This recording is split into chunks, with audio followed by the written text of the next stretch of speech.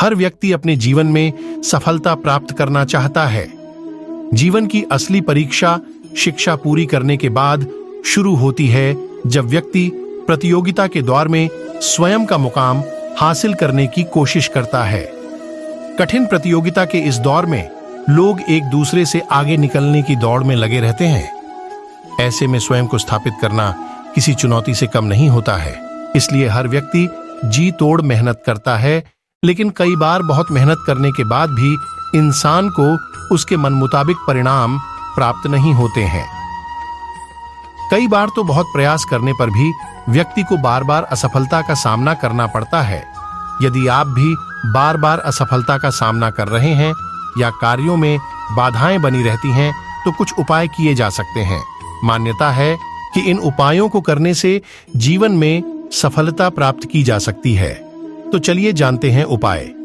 यदि आपके कार्यों में बार बार बाधाएं आती हैं, तो किसी को भी काम की शुरुआत गणेश जी की आराधना से करनी चाहिए। यदि आपको किसी आवश्यक कार्य के लिए जाना हो, तो श्री गणेशाय मंत्र का जप करना चाहिए। बाहर जाते समय पहले 4 कदम पीछे जाना चाहिए और फिर आगे बढ़कर कार्य का आरंभ करना चाहिए। मान्यता है कि इससे अवश्य ही कार्य में सफलता प्राप्त होती है।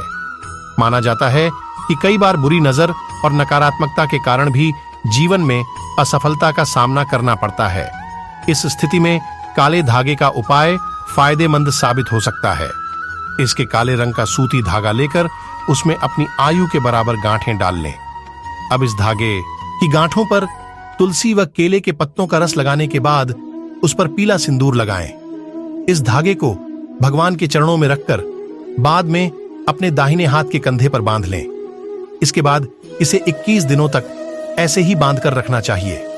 माना जाता है कि इससे नजर दोष और नकारात्मक शक्तियों से बचाव होता है।